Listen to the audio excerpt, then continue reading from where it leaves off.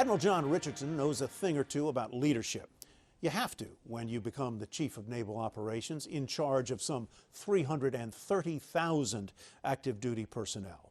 He has a deep understanding of modern conflict and how it is changing. Less guns and ships and more cyber. Since he retired last year, he's joined the boards of Boeing, Exelon, and BWXT. Please welcome Admiral John Richardson to our stage.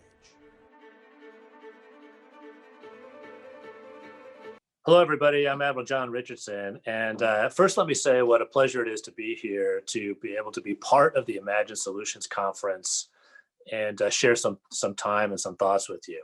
And I've got to say, I wish with every molecule of my body that we could be together, that we could be in each other's company, that we could kind of rub antenna. But, you know, times are what they are. This is our situation right now. And so we'll do the very best that we can. And I'm also mindful that the great communicator, President Reagan, said that you could convey just about any thought in about 10 minutes. And so I'll do my very best not to test that limit too badly. And I've got to say right up front also that Randy and I had coordinated on a topic for a talk that had something to do with, you know, another grave threat to us right now, cybersecurity. And we could spend an entire conference talking about the threats of cybersecurity, and we've seen that displayed vividly. But it just seems like, you know, the events of January 6th in particular, and you know, the storming of the Capitol, you know, those have given us all reasons to pause and present to us a situation that is perhaps even more urgent than even the threat of cybersecurity. In fact, as I was putting my thoughts together, it seemed just a little bit tone deaf to talk about something so technical in the immediate wake of this, you know, great almost constitutional, political, social crisis that's facing us. And so I literally threw some thoughts together and want to share those with you. Just, you know, my reactions of the situation over the last few weeks, the last few months, really kind of the last year. As much as anything, we all feel a tremendous amount of, you know, what I've called ambient anxiety in the air, you know, for a number of reasons. There are a number of contributions to this. You know, first, there is this, you know, stark political polarization, right? And, you know, we've seen that acted out in just vivid and grotesque detail here on January 6th with the storming of the Capitol. And it's been going on for long enough, really, that that political polarization has really bled into a social polarization. You know, I've got to say that I've had conversations with people who I have a long-term friendship with. And if you find yourself for some reason on the other side of the political spectrum, you know, whereas before you could have a friendly civil conversation, you know, now it gets to be, you know, very tense and sometimes even violent towards the end. And you know, this polarization has made it really near impossible to do anything significant and contributes to this anxiety. And then, of course, there's the pandemic, right? I mean, many of our people are suffering greatly, either directly through actually catching COVID-19, or they've had a relative that has caught it. You know, many people in our country have lost loved ones by virtue of this pandemic. And those of us who are trying to get through it as best we can, you know, have found ourselves, you know, the measures that we're taking are sometimes extreme, and it's gone on longer than I think many people anticipated. And it's really this, you know, isolating ourselves from one another has really started to take hold. I'll talk a little bit more about that later. And then finally, related is sort of the economic fallout.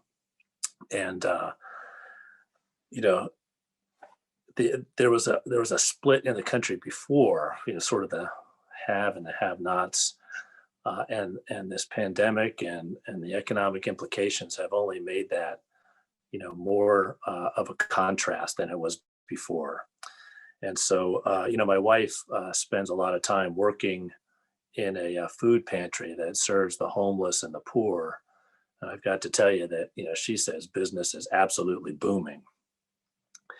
And so, there's a lot of people suffering economically. So you combine those three things, the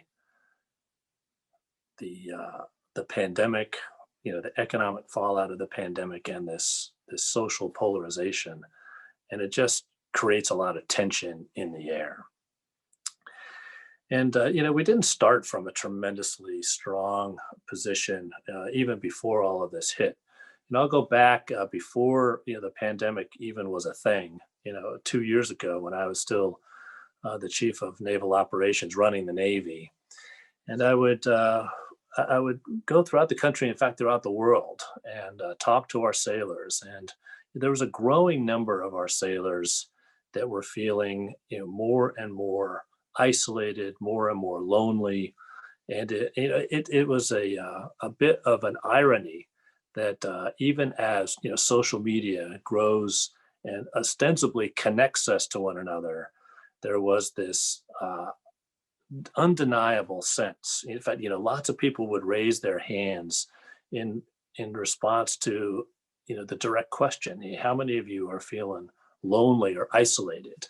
And the behaviors, the undesired behaviors, depression, uh, suicide, those sorts of things, those were also on the rise. And so, what we were finding was this social media, quote unquote social media, is really not super social at all, and is a poor substitute for all of us being able to come together and just be in each other's company. And as I said, the measures that we're taking in response to the pandemic has made us even more reliant on these tools. And so, from a business perspective, I'm sure you'd all agree that we can be very thankful that these tools were in place. It's allowed a lot of business to continue to survive and even thrive in some cases, whereas we would have been completely out of touch without those tools. But from a social standpoint, I think that they leave much to be desired. When the pandemic hit, it was my experience that teams respond and leaders responded in one of three major ways. One of those ways was that they would just deny that this disease COVID-19 was a threat, and they just continued to do business as usual, brought their people together without too many mitigations, and that approach got a lot of people sick. On the other end of the spectrum, there were leaders and teams who said, "Hey, this is just really a terrible, so bad that we've got to shut everything down. Right? We can't go forward. We can't conduct business. We're going to send everybody home." And the economic impact of that approach left a lot of people without a paycheck, unable to pay their rent, et cetera. Very economically stressful. But there was a third way that very responsible leaders approached this and took the pandemic very seriously, but we're also mindful that business had to go on, right? A lot of our workers involved with critical infrastructure or production, you can't do that by social media. You've got to go and you've got to operate, a power plant, for instance. You've got to actually come to the factory and build things. And those leaders were very responsible in developing a set of mitigations that was responsive and listening to people's concern, maintaining that level of confidence, and keeping people healthy, even as they continued to do business. And those leaders took the threat seriously and had to keep the business running. And once they got running, those teams, it seemed like they were all in, right? You can probably remember back to the spring of last year when we finally, as leaders and teams, came together and said, okay, we're going to take this thing on and we're going to confront it. We were all in, right? We braced ourselves, all hands on deck, as we say, and moved out, right? And yeah, I think in many people's minds, this had a time scale of sort of, a few months. Say by the fall or by certainly the winter, we'll be through all of this, and life will have returned back to the normal that we understood so well. And what I'm finding now in many of the leaders that I talk to, as we continue to battle, these factors, is that everybody's exhausted, right? We sort of took off on a very fast pace. We started, ready to set a personal record in the 10K run, and we're running and we're running, and we just passed the 10-mile mark, and there's no finish line in sight yet. And everybody, it seems, leaders and their teams, just seem depleted. And so, what do we do now? What are what is a way forward? And it seems that we have to just kind of think about what recharges our batteries. And this is where I take another great lesson from my wife. She and I are on opposite ends of the spectrum in the Myers-Briggs with respect to extrovert and introvert, right? So I'm kind of an introvert, and my wife is sort of an extrovert. And of course, that doesn't mean that I can't give a talk or I can't be in public. But what I think introverts, when they do that, right, my battery is on discharge when I'm, out in a public place, I'm interfacing and all those sorts of things. And so, my battery is running. Now, my wife, she's an extrovert, right? So when she does in social environments, parties, conferences, meetings, whatever, she loves all that. And her battery is charging the entire time. And where that would come into stark contrast was on Friday evening, right? So I will have, done a whole week of work, a lot of engagement, all those sorts of things. I would just kind of scratch across the finish line on Friday, hoping that, that evening or certainly that weekend, I could get some time to just kind of, read and charge my battery the way I like to. Dana, my wife, was like, okay, it's Friday night. I'm supercharged from all of this activity. When do we go to the parties? What's the next thing to do? And so we just had to work out how are we going to get through the weekend when we had different ways of charging our batteries. I think that many of our teammates, especially our younger teammates, we're finding that they charge their batteries a lot by being in the company of their friends, in the company of their colleagues. They were members of communities that would get together. And, by virtue of that getting together, their batteries would all charge, right? And I think they would gain energy by virtue of being part of those communities. And there's a lot of communities that we're part of. Certainly, in the business world, our work community is one that's very, very important to us. But there are so many others, right? There are our families. There's our sports teams. If you play sports, or your health club, maybe you're a member of a church parish or something, a book club, a chess club. All sorts of different communities that are out there. There's so many of them, and these things brought us together and allowed us to charge our batteries. And that all happened very, very naturally.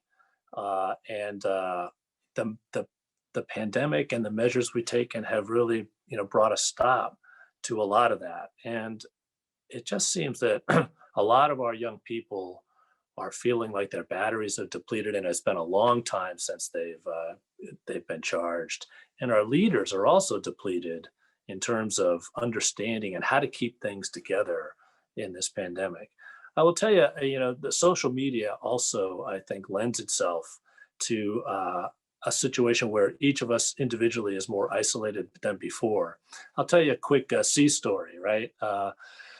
When I first joined the Navy back in the early 80s, it was, a great feature when you were at sea that, every Saturday night, right, you would try and clear the schedule out.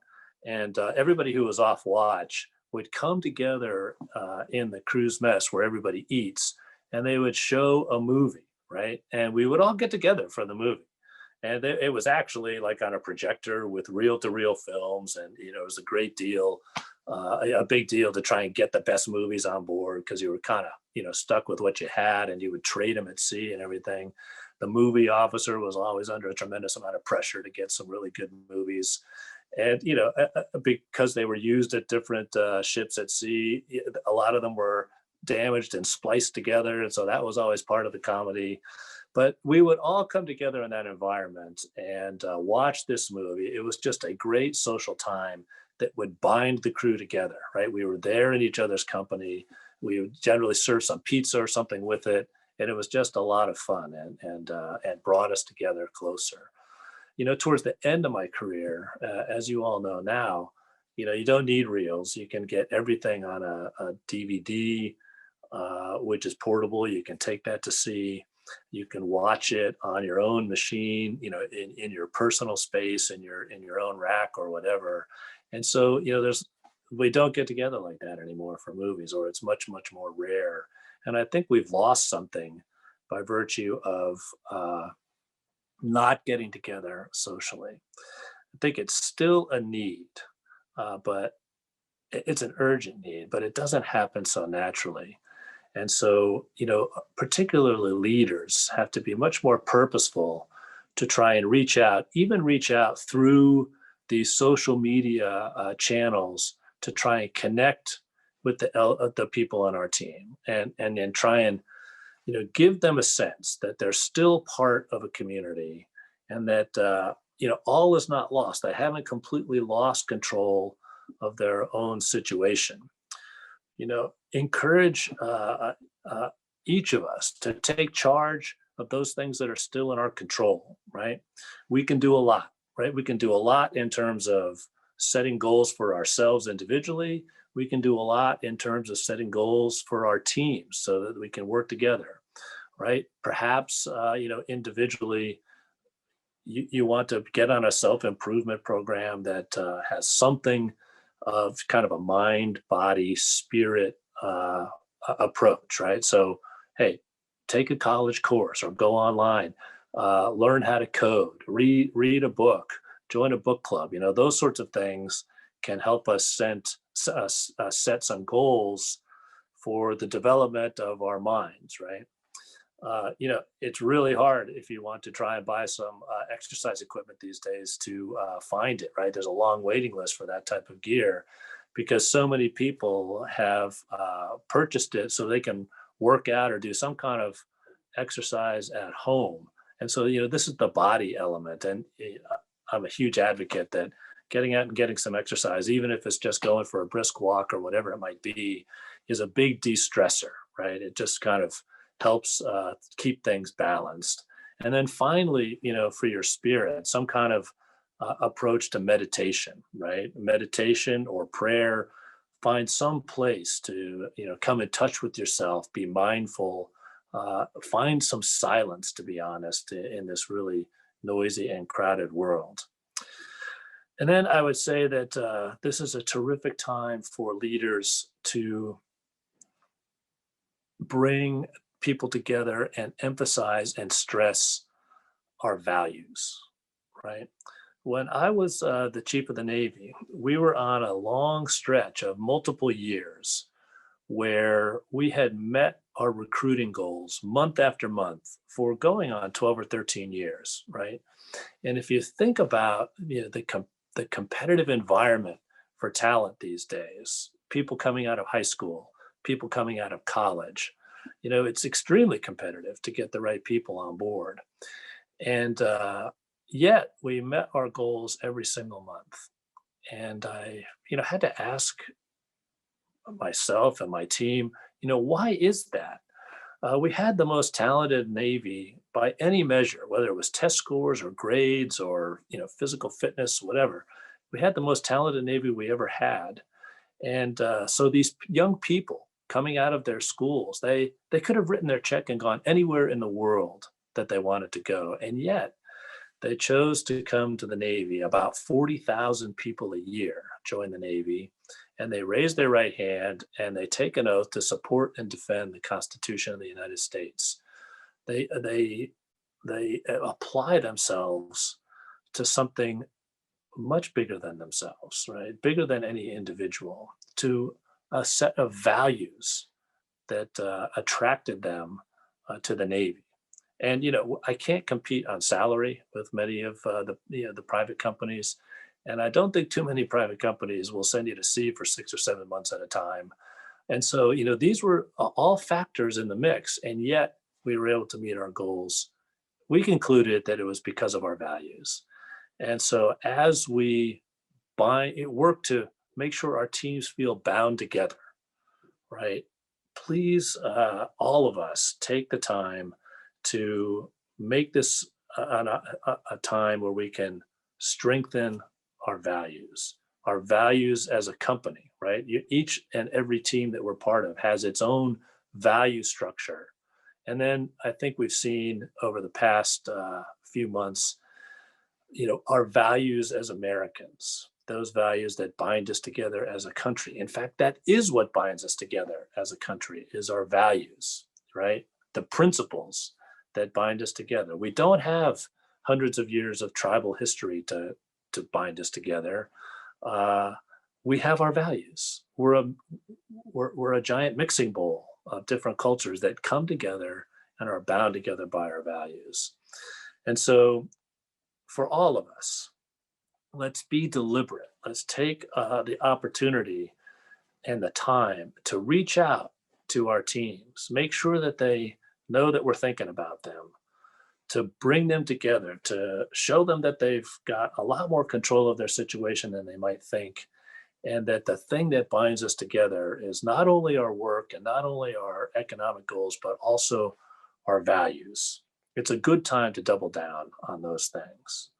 Again, I really wish that we could be together. This would be so much more meaningful if we could be in each other's company and I could take your questions. In fact, the Q&A part of a talk is always my most favorite part.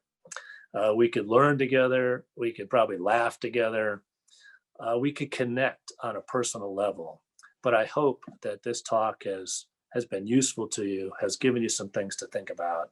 And once again, I want to thank the Imagine Solutions Conference and Randy Antic for bringing us all together this way and giving us a chance to share these thoughts. Thanks very much.